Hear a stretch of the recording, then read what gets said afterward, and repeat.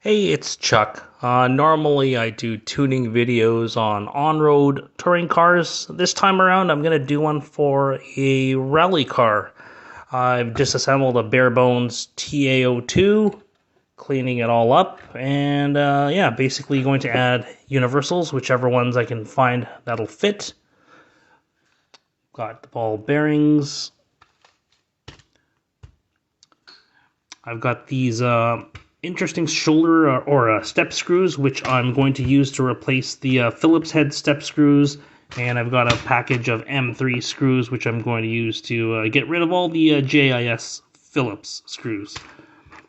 Some threaded rods here to replace the fixed links. I might stick with the fixed camber links. They're more durable. And then I've got the hexagon kingpins, which are nice because they replace the heavy and little bulky step screws for the current C-hub design.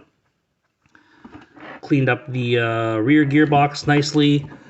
Cleaned up the front gearbox. Now I'm going to dismantle that and put gum inside the front diff. It's a gear diff.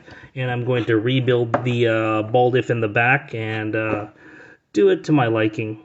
I'm going to keep the silver can, see how that goes. The shocks, I'm going to rebuild the shocks with, I'm going to make them an emulsion style. So rather than using bladders, I'm going to essentially use an O-ring. It's a G.I. Joe crotch elastic that I'm going to use. It's it's the right size. But the emulsion shock is a lot easier to tune. It's got a much bigger window. So that's why I like it, especially for rally. What else here? Yeah, these are all the Phillips screws that I've removed so far, and all the plastic bearings that I've removed so far. I've got a brand new 22 tooth pinion there, so I'll use that.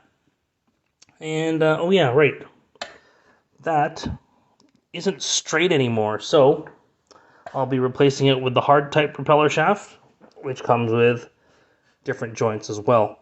That's how things are going to start. We'll see what happens. Yeah, on the... oh yeah, right here. I've already started by adjusting the steering design here. So, taking out the shoulders, the Phillips head screws that are step screws, and I've replaced them with these. It's element number 42070. They seem to be very nice. Good, stiff and tight, no slop, which is really nice. Ideally, I'd like to have used a proper setup that doesn't include music wire. It looks kind of, hokey, but it seems to do very well for what it is right now. And again, I'm going to build it to rally spec as opposed to building it to touring car spec. So it's going to be a little bit more durable and rugged. All right, see what happens. So right off the bat, I've done the front gearbox. I've rebuilt the front gear diff, and I've changed out all the screws, all the JIS and Phillips head screws, with M3s. So I got the M3s here. These are M3 by 6, and these are M3 by 8. I've also got these shoulder screws that I mentioned before. That's element number 42070. Those are M3 by 10s. Those replace these ones. And they do look shorter, but they have enough grip to hold on and grab the plastic. Also, it's a finer thread, so you're getting more teeth to grip onto the plastic as well. This is the original kingpin. I've replaced that with these ones here, which are the lightweight aluminum kingpins. Again, removes that Phillips head and gives me a hex to work with, which is the same as the multi-tool wrench there.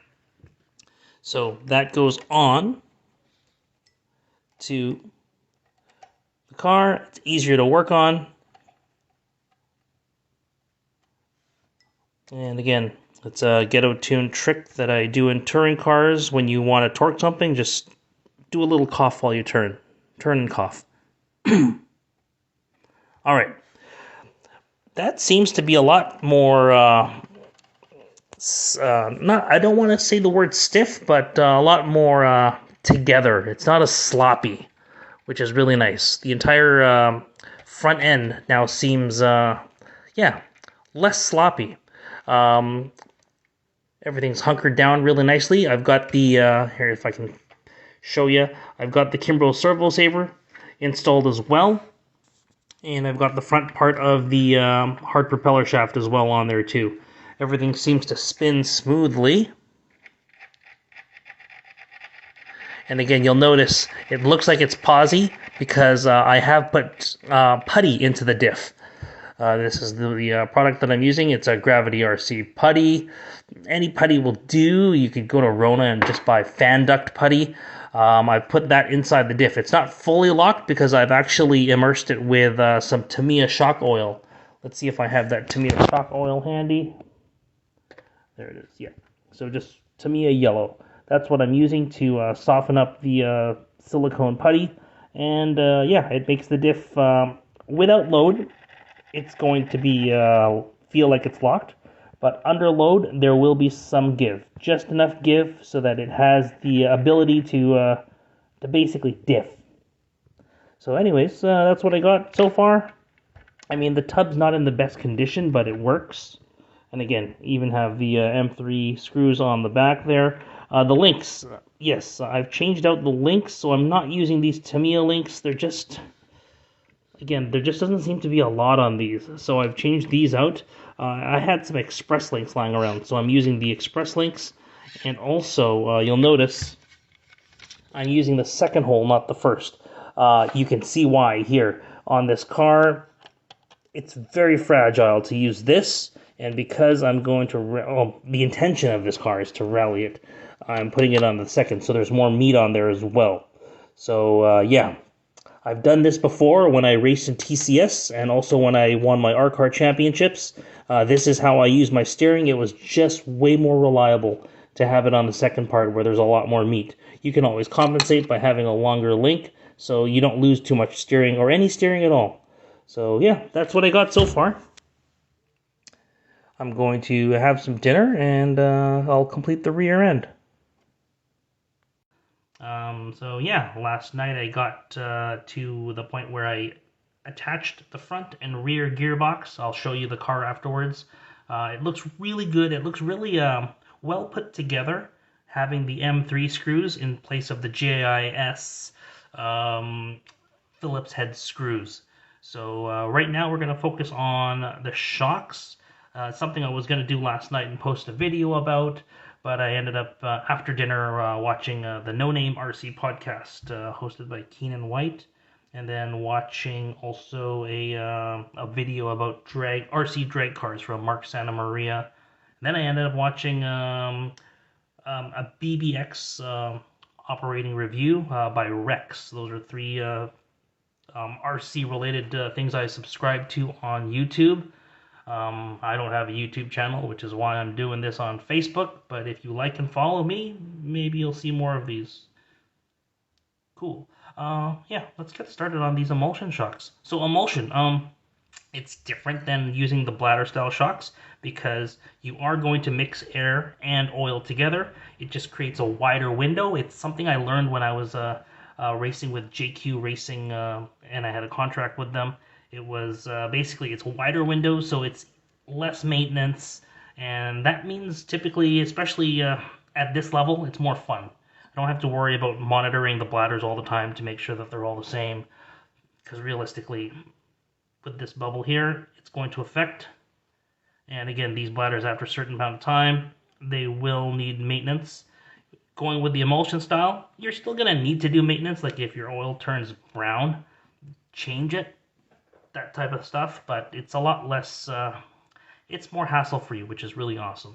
In this case, I'm going to use Tamiya Yellow. Tamiya Yellow is equivalent to about 400 CST. Right now, each of these plastic CVA shocks have a one-hole piston. It's pretty straightforward. There's nothing really complicated about the process, so I'll do it now. Alright, you're going to fill the oil shock with the piston down all the way to close to the top. Close to the top, doesn't have to be to the full top because you're going to pump the piston and a bubble of air should pop out. Okay. Again, you don't have to be too exact on this because it's an emulsion style shock, which is really awesome. Typically with a bladder shock, I'd have to use a penis pump, and then I had to like work on it and jerk it around for about 5 or 6 minutes. This one here, you know, after about 4 pumps, you're pretty much done, and that's pretty awesome. Put a little bit more in. Now here comes the magic part. Cap. Gonna put that rubber spacer inside, and again, that rubber spacer, these are crotch rings from G.I. Joe action figures. That's another hobby of mine, to play with, to physically test action figures, and yeah, collect them as well. So, put the G.I. Joe crotch ring into the cap. You've got this here, filled to the top. You're now going to move the piston to the very top, and with that cap, you're going to put it onto the piston. Screw it on. Once you're at about 2/3, you're going to move that piston down, and then close it off.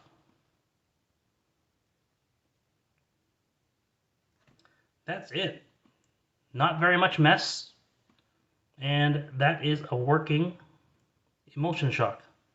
There's a couple different ways to do it. You can do it with the piston closed as well. Right now there is some pressure in there. I don't like that pressure, so what I'm going to do is I'm going to rebuild it slightly different. Okay, take the cap off. Don't worry, the rubber crotch ring is still inside.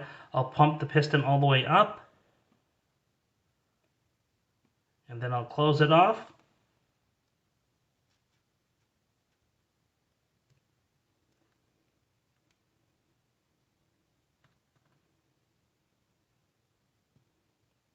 There we go. That's a nice smooth piston. Right on. Okay, I'm gonna now remove this camera from my mount so I can show you the TA02.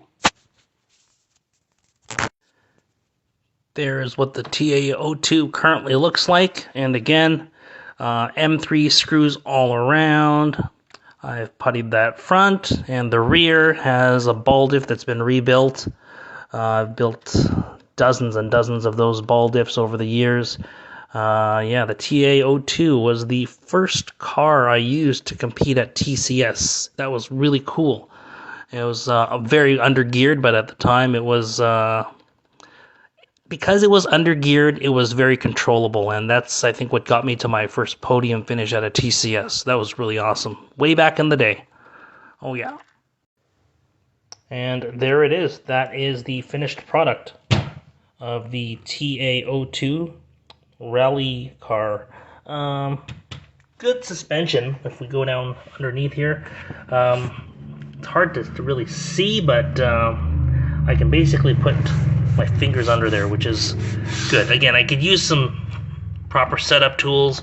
I can put it on a station, but that's not going to be realistic to what you're going to expect. So again, if you can clear your fingers underneath, that's a pretty good indication that you've got some travel and suspension, some clearance. That's the right word to use, clearance.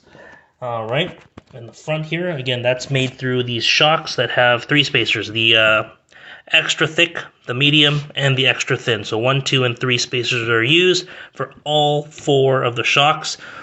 Entire car has M3 screws fitted throughout, so there are no Phillips heads other than the hinge pins. That's the only Phillips screw on there. Let's see if I can get a better look. Yeah, there we go. Those hinge pins are the only ones.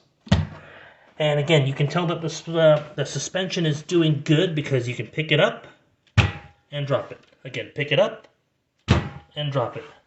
It doesn't slam on the ground, and it doesn't jiggle. Right? No jiggle. Some people like to do this. That's not a realistic way of tuning your car. Don't jiggle it. Drop it. And let's see what else we got here.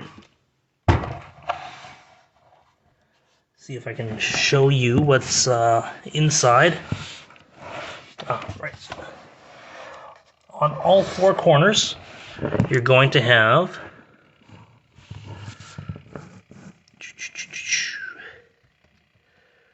38mm universal drive shafts.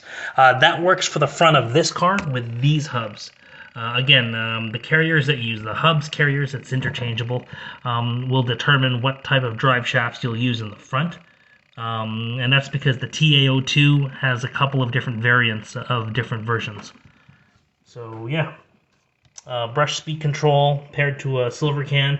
The 22 tooth pinion actually didn't fit with the motor mount that comes standard. So I've actually changed it out. It's an aluminum motor mount that has an extra hole for 22. So now I've got the 22 tooth pinion in there as well. Nice and smooth rear diff.